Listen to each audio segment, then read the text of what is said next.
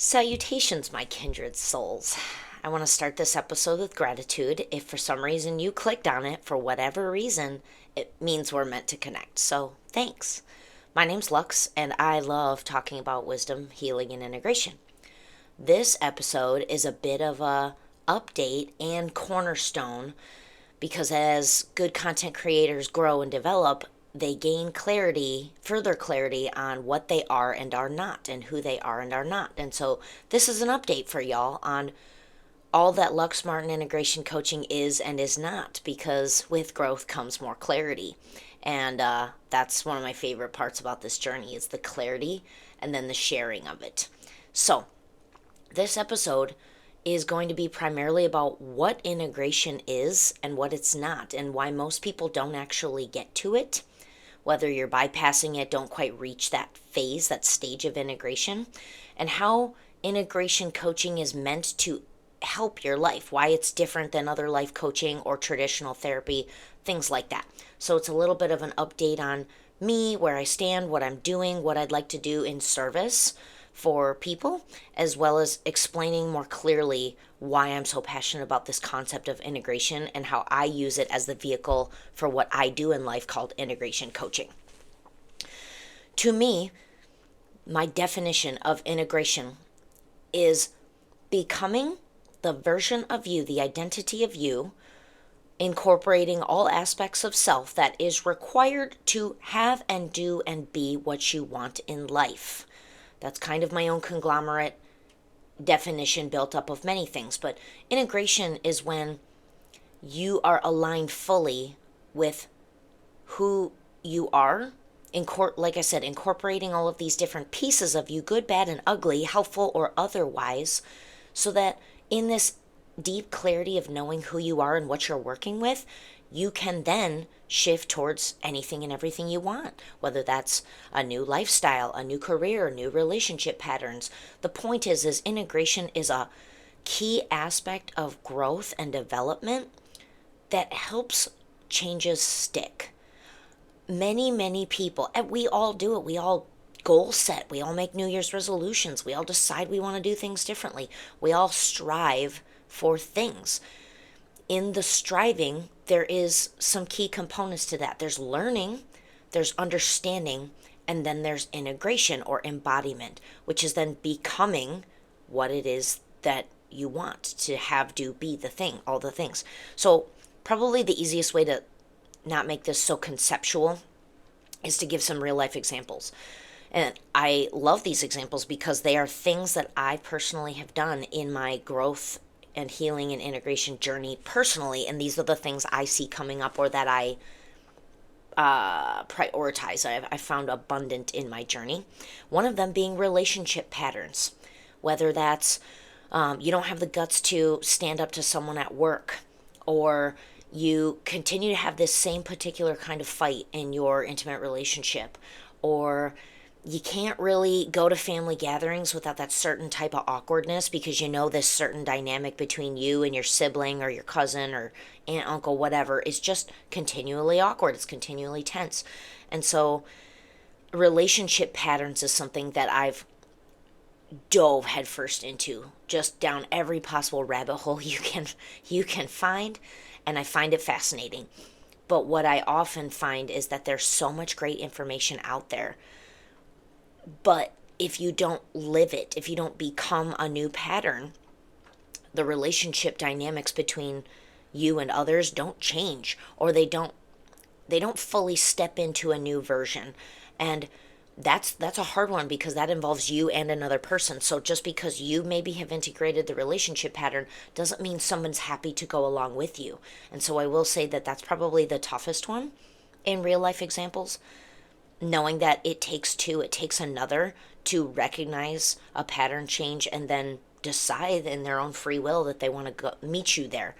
But becoming this new version of you that relates in that relationship is quite a process, because just because you can learn about attachment styles or you can learn about relationship dynamics, you can learn about family patterns, doesn't mean that change will be there. You have to become the change. You have to be the change, as they say.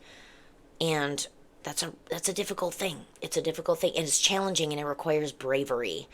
And then it requires bravery in the face of others as they witness you leaving an old identity and stepping into a new one.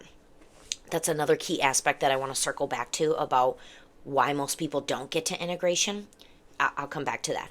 Another example of where integration coaching becomes helpful and where I see it prominent in my life is personal emotions management. I, Luxie, 6 years ago, was completely ignorant to what is emotional management, and so growth and healing and integration comes with this vast ocean of looking into the depths of yourself, good, bad, and not so great, and understanding that the only person that can manage that is you. And that also requires bravery and a hell of a lot of responsibility that a lot of people find challenging or too daunting to get to.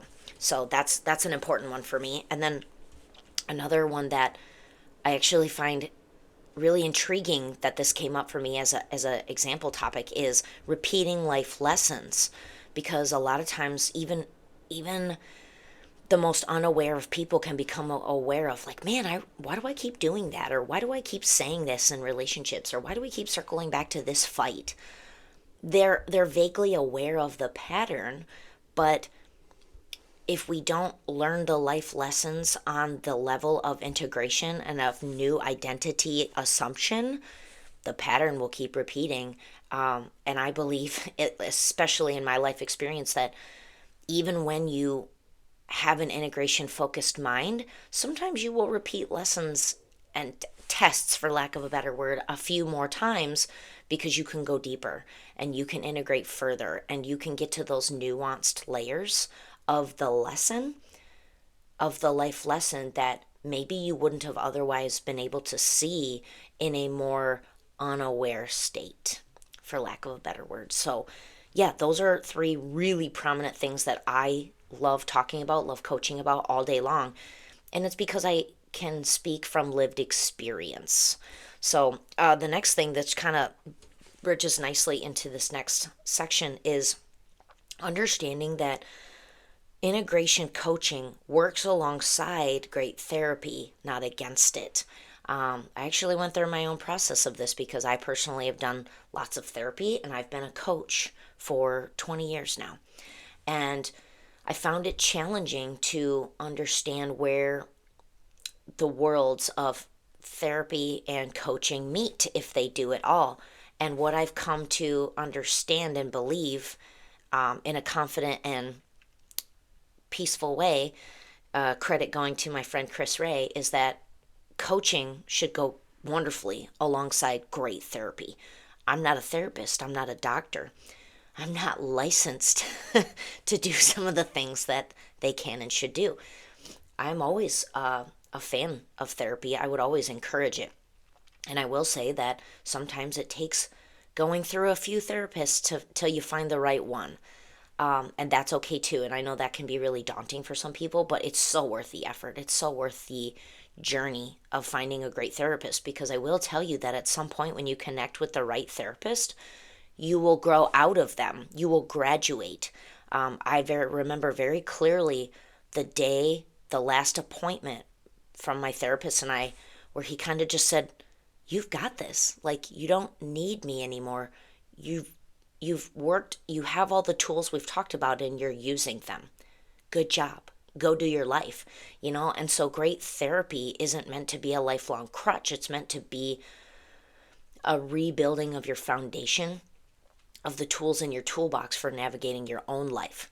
Now, this is where I specify that coaching is meant to help you take the deep, deep topics that you hash out in therapy and start to either break them up into livable, doable pieces of your life, that you can focus on a portion or a percentage at a time and keep doing life, or take a concept and put a little feet to your faith, feet to your understanding, put a little motion to your learning.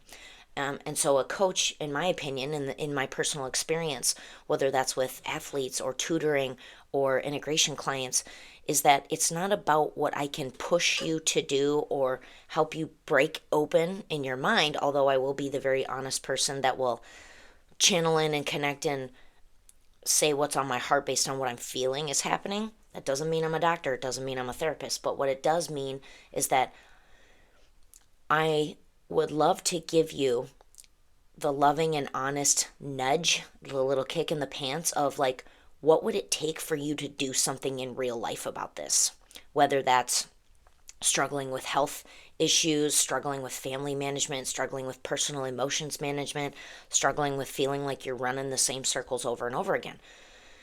A good coach is that outside perspective of what if you tried it this way, or what if we looked at it from this angle, or what if we spent a month focusing and keeping each other accountable on this. And so to me, that's the difference of where therapy belongs and where coaching belongs. And then the last tiny caveat I'd like to discern from that is that, yes, I've had somebody say to me, oh, so you're a life coach. There's nothing wrong with that phrase. It maybe is a bit overused. However, I'm not ashamed to admit that coaching is a part of my identity. It's part of who I am and what I'm meant to do on this earth. So coach resonates for me. It is me. It's who I am. It's what I do.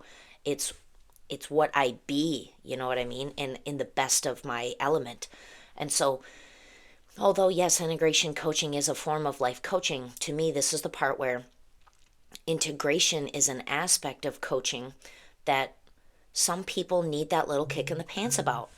Some people need that extra accountability, the extra nudge, the extra honesty, the extra set of eyes to help you get where you're trying to go. So whether that's better relationship patterns or managing, anger, anxiety, managing emotions, or understanding and growing out of certain patterns of your life that you'd like to see happen differently. A coach is meant to be that set of eyes to help you figure out what that new version of you is that you're going to step into to have and be those things. I am super passionate about this key distinction that a great coach doesn't make you do wonderful things, doesn't make you do beautiful tricks or ace the test or nail the new diet. A great coach has the great nudges and guidance of what to say and not say, do and not do to help you get there yourself. Okay, great coaches don't do it for you. They guide you to do it so you can do it for you. Yeah, and so that's what I'm all about. Is integration is about helping you become the identity of you that would be needed to have the great relationship, the great job, the abundant wealth, the family that you couldn't imagine yourself without. All of the things that we say we want and we even seek information of. We learn and we take in tons of content all the time on this, and we may even start to build understanding of, oh, this is why I do that, and oh, this is why this is happening like this. And then comes integration. There's learning, there's understanding, and then there's integration and embodiment work, which is literally becoming the change you've come to understand. Growth happens when knowledge becomes behavior. Yeah, did you hear what I just said? Growth happens when knowledge becomes behavior. Integration is when the new you shows up and the old you is no longer available for this life. That version is outdated and you stepped into this new version entirely.